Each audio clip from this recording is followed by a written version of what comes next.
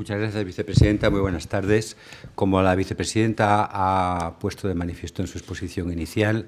el anteproyecto que ha sido hoy aprobado, por tanto, se convierte en proyecto para su remisión a las Cortes de reforma parcial del texto refundido de la Ley de Propiedad Intelectual, se limita a una reforma acotada a aquellos aspectos que tienen más que ver con la actuación de los poderes públicos y, además, a aquellos aspectos que requieren una mayor urgencia en orden, fundamentalmente, a proteger de forma más eficaz la propiedad intelectual y también a facilitar la transición digital, manteniendo estándares muy rigurosos de protección de esa propiedad intelectual. Queda pendiente una reforma de mayor alcance, una reforma más profunda, a través de la cual se consiga un nuevo equilibrio entre titulares de derechos y usuarios en esa adaptación al entorno digital, que cada vez más es el entorno de protección más importante de la propiedad intelectual. También ha señalado la vicepresidenta los principales ámbitos de los que trata esta reforma, una primera versión de la cual ya conocieron ustedes cuando el texto fue sometido a la primera lectura en el mes de marzo del pasado año. Por un lado, los límites a los derechos de propiedad intelectual en tres dimensiones: la copia privada, la ilustración con fines científicos y de enseñanza y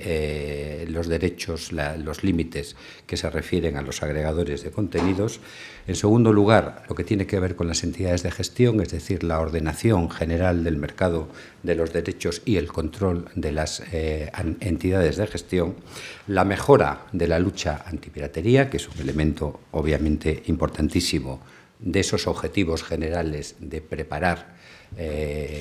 normativamente, de proteger normativamente la propiedad intelectual en el entorno digital. Y, por último, la transposición de dos directivas que tienen que ver con la materia, una de las cuales se refiere a la extensión de los derechos de propiedad intelectual en obras musicales con letra, que pasa de 50 a 70 años, y la otra se refiere también a la utilización con garantías jurídicas de las obras huérfanas. En primer lugar, lo que tiene que ver con los límites de la propiedad intelectual, como les decía, tiene tres dimensiones. Respecto a la copia privada, como recuerdan ustedes perfectamente, desde el Real Decreto Ley 20/2011, que aprobó el Consejo de Ministros en su primera reunión de carácter decisorio, sin modificar el artículo 25 del texto refundido de la Ley de Propiedad Intelectual, se procedió a suprimir el hasta entonces vigente canon digital, estableciendo que la compensación equitativa por copia privada se satisfaría con cargo a los presupuestos generales del Estado. Esto implica una modificación que se hace en este texto de los artículos 25 y 31 del texto refundido de la Ley de Propiedad Intelectual, que básicamente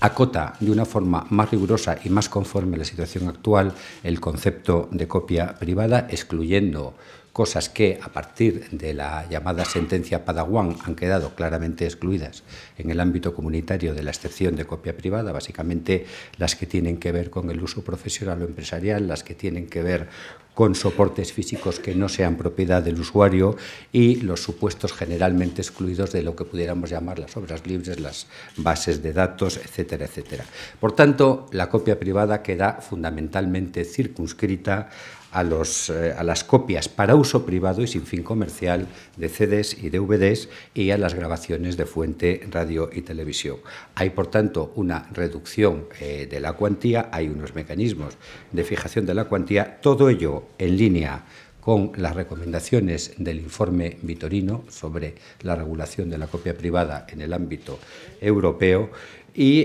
teniendo en cuenta también que esta protección o este establecimiento del derecho a una compensación equitativa por copia privada se está produciendo en un contexto en el que cada vez tiene una importancia cuantitativa menor esta copia privada utilizando soportes materiales, puesto que, a su vez, cada vez es más importante la copia privada, digamos, de carácter inmaterial. El segundo aspecto, importante por lo que se refiere al mundo de la enseñanza y de la investigación, son los límites que tienen que ver con la ilustración en los campos de enseñanza e investigación, que tienen que suponen una modificación del artículo 32.2 del vigente texto refundido. Lo que se hace es generalizar el llamado derecho de cita a todos los ámbitos de la enseñanza y de la investigación y de la ilustración científica. Se permite la utilización de pequeños fragmentos sin necesidad de autorización y sin que den derecho a compensación, y naturalmente cuando se trata de una utilización de fragmentos más amplios, artículos, capítulos de libro, etcétera, la autorización existe con carácter general, pero da derecho a una compensación equitativa. Aquí se trata simplemente de conectar la protección de la propiedad intelectual con el desarrollo de la enseñanza y de la investigación. Y un aspecto novedoso, el tercero, en esta dimensión de los límites a la propiedad intelectual, es la compensación a los editores frente a determinado tipo de utilización de sus contenidos por parte de los agregadores. Lo que básicamente hace esta norma es autorizar con carácter general el uso de fragmentos no significativos de contenidos informativos, de formación de la opinión o de entretenimiento, con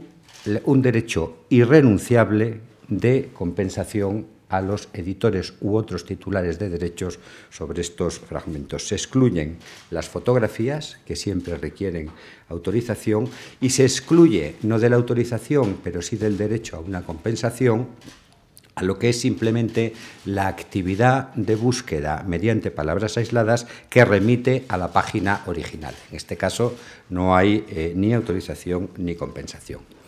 El segundo bloque importante de reformas del texto refundido de la Ley de Propiedad Intelectual es el que se refiere al régimen de las entidades de gestión. Está en la mente de todos los problemas que respecto al funcionamiento de estas entidades de gestión han tenido lugar en este país como en otros, y básicamente a lo que esta reforma se dirige es a establecer un sistema de mayor garantía, de mayor transparencia y de mejor rendición de cuentas de estas entidades de gestión, solo referido al mercado de derechos de gestión colectiva obligatoria. Hasta ahora había una cierta proliferación y una cierta confusión y también un cierto vacío respecto a quién correspondía este tipo de control de las entidades de gestión. Lo que la norma hace es establecer claramente tres tipos, tres agentes, tres mecanismos de supervisión y control. El primero de ellos es el propio Ministerio, a través de la Secretaría de Estado de Cultura, que fundamentalmente tiene que ver con las obligaciones de transparencia hacia los propios asociados, hacia el público en general, hacia las administraciones públicas, hacia los obligados al pago de las entidades de gestión. La rendición de cuentas, la llevanza adecuada de contabilidad y la obligación de auditoría. Y establece también, para los casos de incumplimiento, un régimen correspondiente de infracciones y sanciones. El segundo tiene que ver con las competencias de la sección primera de la Comisión de la Propiedad Intelectual. Y aquí el aspecto esencial, obviamente, es el control de tarifas. Se trata de conseguir que las tarifas sean no discriminatorias, que sean equitativas, que exista una metodología transparente de establecimiento de las tarifas en que tienen su intervención tanto el propio Ministerio como la Comisión Nacional de los Mercados y la Competencia, como la propia Comisión Delegada del Gobierno para Asuntos Económicos, y un mecanismo que residencia en la sección primera de la Comisión de la Propiedad Intelectual la determinación subsidiaria de las tarifas para aquellos supuestos en que la explotación de los derechos de gestión colectiva obligatoria no se hayan puesto de acuerdo las partes en la fijación de las tarifas. Y, por último, el tercer agente es la Comisión Nacional de los Mercados y de la Competencia, al que incumbe, como es natural, la supervisión general del sistema. Es muy importante en este aspecto la introducción de lo que la vicepresidenta ha definido como una ventanilla única para la facturación y el pago de los derechos. El sistema que la norma prevé es la creación de una entidad de carácter privado en la que tienen que participar todas las entidades de gestión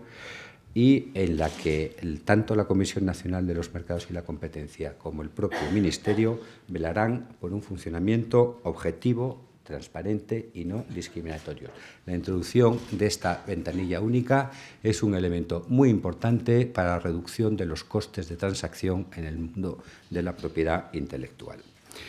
La tercera dimensión es el fortalecimiento de los instrumentos para la coloquialmente llamada lucha contra la piratería, es decir, la vulneración de derechos de propiedad intelectual, orientada, como decía al principio, a impulsar el desarrollo de una oferta legal en el entorno digital. Desde el punto de vista procesal hay una innovación muy importante, que es la reforma del artículo 256 de la Ley de Enjuiciamiento Civil, mediante el cual, al permitirse que en la vía civil se pueda investigar acerca de la identificación de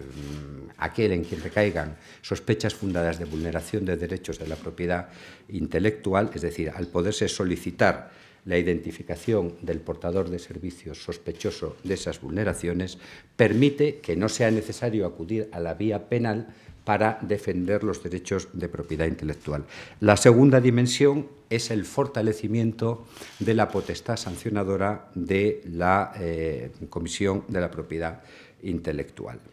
Aquí, fundamentalmente, la gran innovación es la introducción de mecanismos eficaces para perseguir el modelo de negocio a través de intermediarios que prestan servicios de enlace sofisticados que redireccionan a gran escala hacia las direcciones de almacenamiento. Es decir, que no se trata ya solo de la persecución de quienes alojan contenidos ilegales, sino también, en las circunstancias que ahora voy a detallar, de quienes facilitan el enlace a esos alojadores de servicios ilegales. Se trata de actuar contra aquellas entidades que tengan fundamentalmente el papel de facilitar de manera específica y masiva la localización de contenidos ofrecidos ilícitamente y de forma notoria, y especialmente los que ordenan y clasifican los enlaces a esos contenidos. Evidentemente, no afecta a los prestadores de una mera intermediación técnica, es decir, los motores de búsqueda que ocasionalmente y sin finalidad comercial puedan enlazar, como digo, ocasionalmente a contenidos ilícitos. Se establecen mecanismos de protección de la capacidad de perseguir esas vulneraciones a través, primero, de un refuerzo del sistema de sanciones administrativas, que pueden alcanzar de los 30 a los 300.000 euros, pero también implicando a los distintos intermediarios que son la fuente económica de estas actividades ilícitas, es decir, tanto los anunciantes como los intermediarios de pago electrónico, y adoptando como última solución ante los requerimientos del cese de actividad no atendidos el bloqueo técnico de este tipo de páginas. Finalmente, hay que decir también en este sentido que la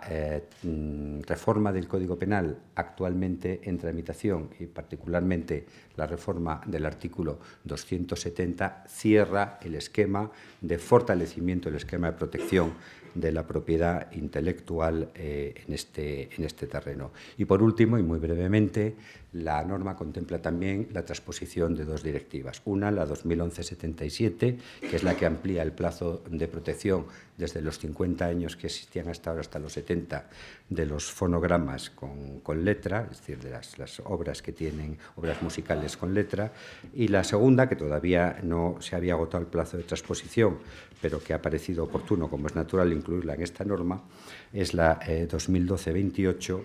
que establece garantías y seguridad jurídica para los usos autorizados de obras huérfanas.